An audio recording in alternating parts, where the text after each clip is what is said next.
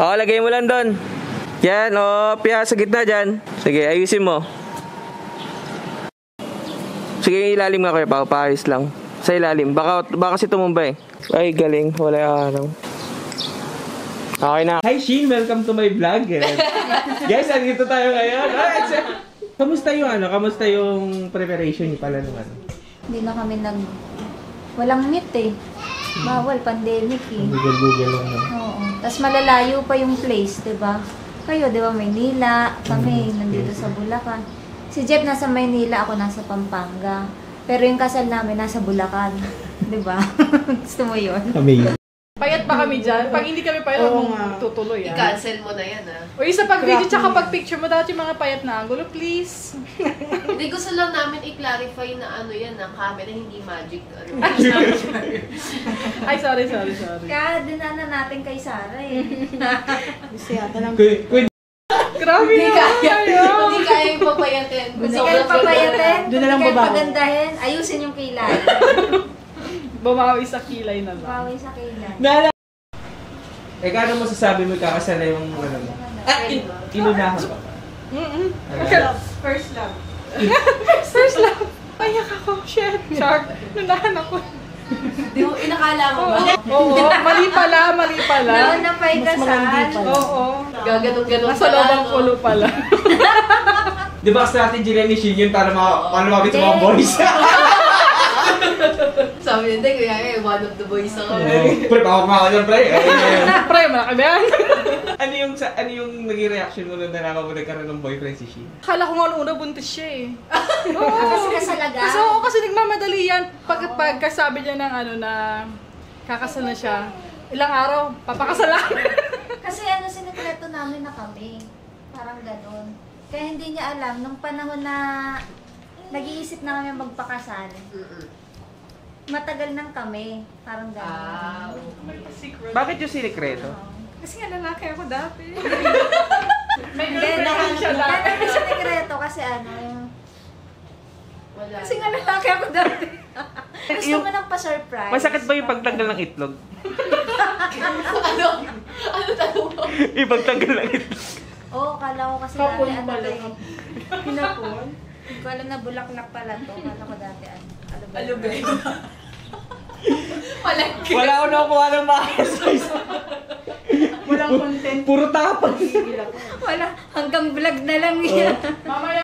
Tanungin mo na pati pangalan. Erika. Erika, ganun. Vlog. Ay, sige, Ito. Hindi kita nakakilala. Ang galing kasi nito ni ate. Kanina hayop. Haggard siya. Tapos mag-lift. Kamusta si Kuya? And walang balita. Pare-pareho ng reaction. Sabi, ha? Si Ate Shin, napakasal. Hindi nga nila nabalita ang nag-boyfriend kasi lagi. Hoy, meron mas late.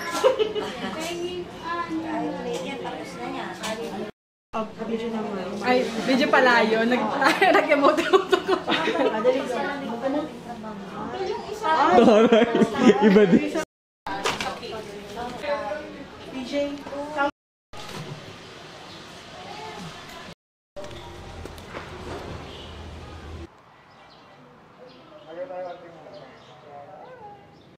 Kunwari girl.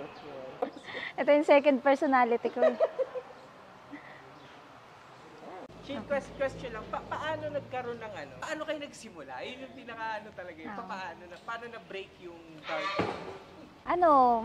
Nag-start naman yun sa yung nagsisimula akong magbagong buhay sa sarili ko. Tapos hanggang sa, sabi ko sana pagkalooban ako ng, yung malalaman ko talaga kung saan ako pupunta. Na gusto kong maging maayos yung buhay ko, ganyan. Hanggang sa nagkakilala kami ni Jeff sa trabaho. Tapos yun, lagi na kaming nagkikita.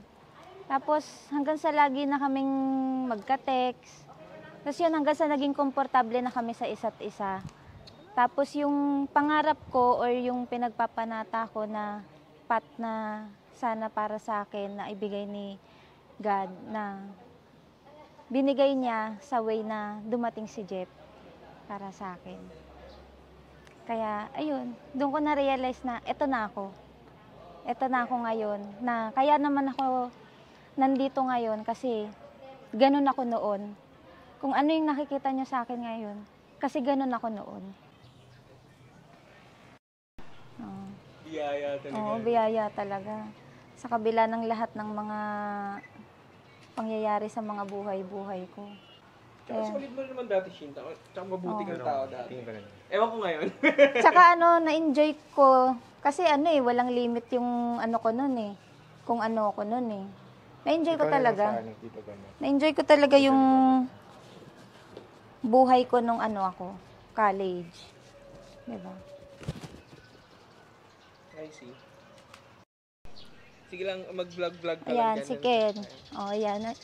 Yan ang kaklase ko dati na maliit. Charot. Ngayong araw? Hindi pa. Oo, mamaya na sa kapilya para excite, di ba? Oo. Para paiyakin natin, Char. Oo, iyakin yun. Iyakin yun. Hindi ko lang sure mamaya kung talagang excited yung feeling niya o maiiyak siya. Ang dami niyang kasama Ang dami niyang kasamang relatives niya. Baka matawa.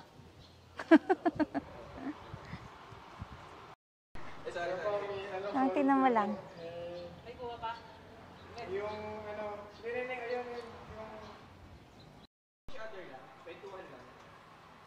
Ang ganda mo. Ikaw din. Uy. Oo, sobra nga. Ikaw din. Ano nararamdaman mo? Ano nararamdaman? Kasi ilang oras na lang, Siyempre, diba? ilang oras na lang ikakasal na ako. Oo. Ikaw, ano nararamdaman mo bilang abay? Ano, masaya, sobra. Kasi, syempre, di ba nga, yung syempre sa past mo, hindi ko naman in-expect din na na, ikakasal ako. oo. Sabi ko nga, kung alam ko lang high school pa lang. Si Shin ba mabait na ate? Sobra po. Ah, talaga? Yes po. Sige, kausapin mo siya. Ba't parang gulat na gulat ka akin? Kasi mabait siyang kuya sa akin dati. Kaya pala. Mabait ako, diba? Sobra. Ako kwento ko sa kanya. Sobrang open ko po sa ate ko na to. Anong masasabi mo ngayon na ikakasal na siya? Kwento mo na sa akin. Yun, ang masasabi ko, syempre, una sa lahat ay congratulations. Alam ko kung paano yung pag-aasikaso, yung sakripisyo nyo ni Kuya Jeff. Lalo pandemic nung pinaghandaan nyo tong kasal nyo na to. Kaya, ayun, finally, ilang oras na lang mula ngayon, ikakasal ka na. Kaya, ayun, congratulations ate. Ayan, sana yung pagsasama ninyo ni Kuya Jeff bilang mag-asawa ay pagharian ng pagmamahal ng ating Panginoong Diyos. Pag-inom po tayo mga kapatid. Ang bait to. Tama. Habang tumatanda ako, na-realize ko yung Pero ang kinagustuhan ko naman po dito sa ate ko po na ito, kahit yan po makulit siya, kasi ako po kilala niya bilang sobrang seryoso, parang palaging todo bigay. Siya po yung nagpapaalala sa akin na maging chill lang din ako paminsan-minsan. Para maiwasan ko po na ma-burnout, na sobrang ma-stress sa mga ginagawa. Ayan, kasi napaka-chill po nito eh. Tsaka lagi po siyang go with the flow. Sama ko si Shin lagi dati. Let's go, Shin. Cool. Okay, Kawawa yung mannequin. Hug lang. Bayad yung mannequin. Yes, tinginan. Plastikan. Wisip. Let's go. Sige, Shin, Sige, more. Ganyan tayo.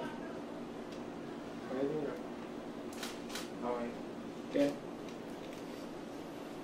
I-re-reveal mo ba? So, relax lang. 1, 2. O, video tayo. Marte-arte ka. Alam mo na, ha?